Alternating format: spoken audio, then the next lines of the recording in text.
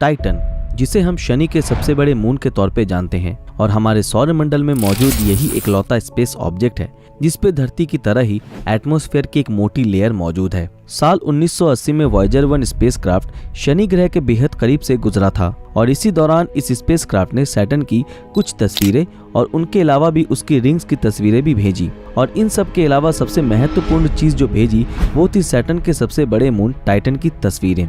ये सौरमंडल का इकलौता मून था जिसके पास मोटा वायुमंडल था और इस चांद ने यानी टाइटन ने वैज्ञानिकों का ध्यान अपनी ओर ऐसा आकर्षित किया कि वैज्ञानिक भी इसके बारे में रिसर्च करने से खुद को रोक नहीं पाए। लेकिन दोस्तों ये कोई आसान मिशन नहीं होने वाला था और इसी के कारण धरती के बड़ी बड़ी स्पेस एजेंसी यानी नासा, ASI यानी इटालियन स्पेस एजेंसी और ESA यानी यूरोपियन स्पेस एजेंसी ने साथ में मिलकर शनि के चांद टाइटन पे पहुंचने के मिशन को एक साथ मिलकर अंजाम देने का प्लान बनाया और ये मिशन पूरे 20 सालों तक चलना था। इस मिशन में हम इंसानों ने बहुत करीब से शनि ग्रह को देखा और इस मिशन की जो सबसे खास बात थी वो ये थी कि हम हमारे अपने चांद को छोड़ किसी दूसरे प्लेनेट के चांद पर लैंड होने वाले थे। एक ऐसा मून जिसके अंदर की दुनिया कैसी थी ये कोई नहीं जानता था, जिसके अंदर कुछ भी हो सकता था। घने बादलों से ढका ये चांद हमारे लिए क्या क्या रहस्य छुपाए हुए था ये कोई नहीं जानता था। तो दोस्तों आखिर इस मून के अंदर क्या क्या मौजूद थे और ऐसी क्या खास बात थी कि साइंटिस्ट इस टाइटन ग्रह पे धरती के बाद जीवन होने के आसार जताते हैं, जिसके बारे में हम आज की इस वीडियो में चर्चा करने वाले हैं। तो हो सके तो हमारे साथ वीडियो के अंत तक बने रहें। टाइटन को एक और नाम से बुलाया जाता है और वो है प्लैनेट लाइक मून यानी ग्रह के जैसा चांद। और ये नाम इसलिए पड़ा क्योंकि हमारे सौरमंडल में मौजूद अर्थ और वीनस के बाद टाइटन ही एक लौता स्पेस ऑब्जेक्ट है जिसके पास ठोस सतह है और इसके पास वायुमंडल की एक मोटी चादर भी मौजूद है। अगर ये शनि ग्रह का चांद ना होकर सीधा हमारे सूरज को ऑर्बिट करता तो शायद आज मरक्यूरी, मार्स, जुपिटर, अर्थ की तरह ही टाइटन भी हमारे सोलर सिस्टम के प्लैनेट की लिस्ट में शामिल होता। लेकिन जो कि ये एक मून है इसलिए बाकियों से काफी अलग है। वैसे टाइटन का आकार बुध ग्रह और प्लूटो से बड़ा है और जुपिटर के मून गैनीमेड के बाद टाइटन ही हमारे सोलर सिस्टम का दूसरा सबसे बड़ा चांद है। आप ये जानकर हैरान हो जाएंगे कि टाइटन हमारे अपने चांद से 1.5 गुना ज्यादा बड़ा है और इसका डायमीटर 5150 किलोमीटर है और टाइटन का मास हमारे चांद से 80% तक ज्यादा है। वॉयेजर 1 स्पेसक्राफ्ट से भेजे गए टाइटन की तस्वीरों को देख वैज्ञानिक काफी ज्यादा उत्सुक हो गए और इसे एक्सप्लोर करने की ठान ली। इसी चीज को मद्देनजर रखते हुए अक्टूबर 15, 1997 के दिन कैसिनी-हुएगेन स्पेसक्राफ्ट को धरती से शनि ग्रह की ओर लॉन्च किया गया। अपने 7 साल के लंबे सफर के बाद कैसिनी स्पेसक्राफ्ट फाइनली 1 जुलाई 2004 को शनि के ऑर्बिट में दाखिल होने में कामयाब हुआ।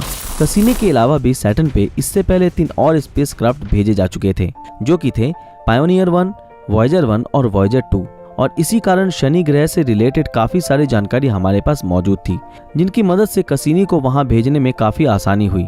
लेकिन इन सारे मिशन में ये सारे स्पेसक्राफ्ट सिर्फ शनि ग्रह के पास से होकर गुजरे थे, लेकिन कैसिनी पहला स्पेसक्राफ्ट था जो इसके ऑर्बिट में दाखिल होकर इसका ऑर्बिट करने वाला था। कैसिनी स्पेसक्राफ्ट ने पहली बार हमें शनि की एकदम डिटेल्ड तस्वीरें भेजी और जिसके चलते हमने पहली बार शनि ग्रह को इतने करीब से जानने और समझने का मौका मिला। अपने 7 सालों के सफर में कैसिनी स्पेसक्राफ्ट अकेला नहीं था, इसके साथ इसके एक साथी को भी भेजा गया था जो शनि ग्रह के सबसे बड़े और अनोखे चांद टाइटन पर लैंड कर उसके बारे में हमें जानकारी देने वाला था।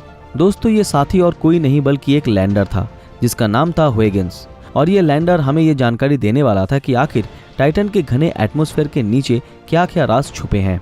वैसे कैसिनी स्पेसक्राफ्ट को नासा ने बनाया था और इसके साथ अटैच लैंडर हुएगेन को यूरोपियन स्पेस एजेंसी ने बनाया था और साल 2004 के अंत आते आते तक कैसिनी-हुएगेन्स टाइटन के ऑर्बिट में दाखिल होने में सक्षम रहा और 24 दिसंबर 2004 को हुएगेन लैंडर कैसिनी से डिटैच होकर टाइटन के अपने मिशन की ओर आगे बढ़ने लगा और साथ ही साथ कैसिनी स्पेसक्राफ्ट ने भी टाइटन के ऑर्बिट में रहकर उसके कुछ तस्वीरें हम तक भेजना शुरू कर दिया। लेकिन इन तस्वीरों में हमें टाइटन के घने बादलों के सिवा और कुछ भी दिखाई नहीं दे रहा था। लेकिन कैसिनी में लगे रडार कैमरे की मदद से इन घने बादलों के नीचे की तस्वीरें ली गई तो हमें कुछ चौंकाने वाली तस्वीरें देखने को मिली, जैसा कि आप स्क्रीन पर देख सकते हैं। ये हल्के रंग के और गहरे धब्बे, लेकिन ये थे क्या? साइंटिस्टों के मुताबिक ये धब्बे समंदर और द्वीप के जैसे थे। हुएगेन प्रोब टाइटन के एटमॉस्फेयर में घुसते ही ESA को लगातार काफी सारी तस्वीरें भेजनी शुरू कर दी।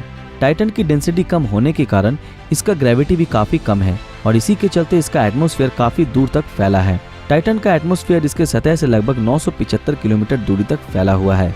और फिर वो समय आया जब huygens 6 किलोमीटर प्रति सेकंड की रफ्तार से टाइटन के एटमॉस्फेयर को चीरता हुआ इसकी सतह की ओर बढ़ता रहा। हैरानी की बात तो ये थी कि इस दौरान टाइटन के एटमॉस्फेयर के 500 किलोमीटर तक भी इसे सिर्फ घने बादल और धुंध ही देखने को मिले। और फिर इसके पैराशूट खुलते ही ये धीमी गति से सतह की ओर बढ़ता जा रहा था। और जैसे जैसे ये आगे बढ़ता रहा हमें उतनी ही साफ तस्वीरें देखने को मिलती है। और हम क्या देखते हैं, छोटे छोटे पर्वत।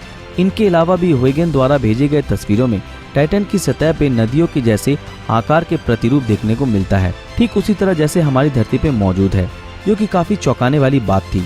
क्योंकि जैसा कि हम जानते हैं कि सूरज से 1.4 बिलियन किलोमीटर की दूरी पे ये टाइटन ग्रह स्थित है और यहाँ का तापमान -179 डिग्री सेल्सियस के आसपास होता है। तो वहाँ इतने कम तापमान में लिक्विड फॉर्म में नदी और समुद्र हो पाना कैसे मुमकिन है। वैसे टाइटन के घने एटमॉस्फेयर में 98.4% नाइट्रोजन, 1.4% मीथेन और 0.1% हाइड्रोजन गैस मौजूद है। इसका मतलब ये कि अर्थ के बाद टाइटन ही एक लौता ग्रह है जिसका एटमॉस्फेयर नाइट्रोजन से भरपूर है। लेकिन बावजूद इन सबके वैज्ञानिक इसी सोच में डूबे थे कि आखिर टाइटन पे मौजूद नदियों में जो ये लिक्विड है वो आखिर है क्या, क्योंकि इतने कम तापमान में पानी का तरल रह पाना तो इम्पॉसिबल बात है। तो दोस्तों आपको बता दूं कि वैज्ञानिकों के उनके इस सवाल का जवाब उन्हें टाइटन के एटमॉस्फेयर से ही मिला। और वो ये था कि टाइटन के वातावरण में नाइट्रोजन के बाद मीथेन ही एक ऐसा एलिमेंट था जो अधिक मात्रा में था। और वैज्ञानिकों ने लेबोरेटरी में कई सारे एक्सपेरिमेंट करके ये बताया कि मीथेन जैसे कंपाउंड्स इतने कम टेम्परेचर में भी तरल रूप में रह सकते हैं। यानी इसका जवाब ये था कि टाइटन पे मौजूद ये नदियाँ पानी से नहीं बल्कि तरल मीथेन के बने हुए थे। जी हाँ दोस्तों, बिल्कुल सही सुना आपने, लिक्विड मीथेन। ये बात जानकर आपको हैरानी होगी कि हमारे सौरमंडल में टाइटन ही एक ऐसी जगह है जो काफी हद तक हमारे पृथ्वी जैसी ही दिखती है, जहाँ हमारे अर्थ की तरह ही नदी है, समंदर है, पहाड़ पर्वत भी मौजूद है, लेकिन दोनों का रूप और संगठन बिल्कुल भी अलग है। टाइटन की सतह मिट्टी से नहीं बल्कि बर्फीले हाइड्रोकार्बन और पानी से बनी है। यानी टाइटन पे मौजूद ये सारे पहाड़ पर्वत, मीलों दूर फैले रेगिस्तान, ये सब कुछ बस बर्फीले हैं। और टाइटन के इतने कम तापमान के कारण यहाँ पानी कठोर चट्टान के रूप में और मीथेन लिक्विड के रूप में मौजूद है। 14 जनवरी 2005 ये वो दिन था जब huygens लैंडर टाइटन की सतह पर लैंड हुआ था। और लैंड होने के कुछ समय बाद तक इसने हम तक ये तस्वीरें भेजी जो कि आप अपने स्क्रीन पर देख सकते हो। दोस्तों क्या आपको ये बात मालूम है कि मार्च के बाद टाइटन ही एक ऐसा स्पेस ऑब्जेक्ट है जो कि हमारे इतनी दूरी पे स्थित होने के बावजूद भी हम इस पर लैंड होने में कामयाब हुए हैं। और ये धरती से सबसे दूरी पे स्थित एक ऐसी जगह है जहाँ पे आज तक कोई man made space probe land नहीं कराया गया था। दोस्तों आप ये जानकर चौंक जाएंगे कि इस अजीब और अनोखे प्लेनेट पर बारिश भी होती है, लेकिन वो बारिश पानी की नहीं बल्कि लिक्विड मीथेन की होती है। टाइटन एक ऐसा स्पेस ऑब्जेक्ट है जो हमारे काम आने वाली ईंधन के एलिमेंट से बनी नदियों से भरपूर है। और साइंटिस्ट के मुताबिक टाइटन पे मौजूद ये लिक्विड मीथेन की रिवर इंसानों की कई सदियों के ईंधन की कमी को आसानी से दूर कर सकता है। वैज्ञानिक ऐसा अनुमान लगा रहे हैं कि टाइटन के इन मीथेन से बनी नदियों और सागरों में भिन्न भिन्न प्रकार के जीव मौजूद होंगे, जिनका रूप और संरचना धरती के जीवों से बिल्कुल भी अलग होगा। और ऐसा भी हो सकता है कि टाइटन पे किसी अन्य प्रकार के बैक्टीरिया इन नदियों के नीचे जी रहे हों। उनके मुताबिक टाइटन पे ऑर्गेनिक कंपाउंड्स की कोई कमी नहीं है और यहाँ जीवन का होना कोई हैरान करने वाली बात नहीं है।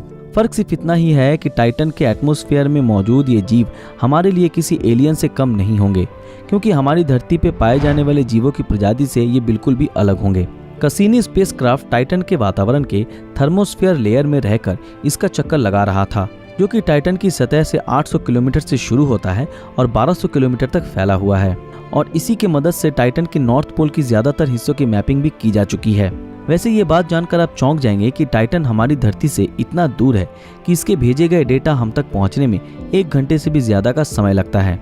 टाइटन के सतह के बारे में जानने के लिए हमें पूरे 7 सालों का लंबा इंतजार करना पड़ा और आखिरकार सफलता हमारे हाथ लगी। वो कहते हैं ना कि सब्र का फल मीठा होता है। तो दोस्तों ये थी शनि के सबसे बड़े और हमारे सोलर सिस्टम के दूसरे सबसे बड़े चांद टाइटन के बारे में कुछ रोचक बातें। अगर ये जानकारी आप लोगों को पसंद आई तो इस वीडियो को लाइक और ज़्यादा से ज़्यादा शेयर ज़रूर करें। अगर आप हमारे इस चैनल पर नए हैं तो हमारे चैनल को सब्सक्राइब करके बेल आइकन ऑन कर दें। तो फिर मिलते हैं आपके साथ अगले वीडियो में, तब तक के लिए अलविदा।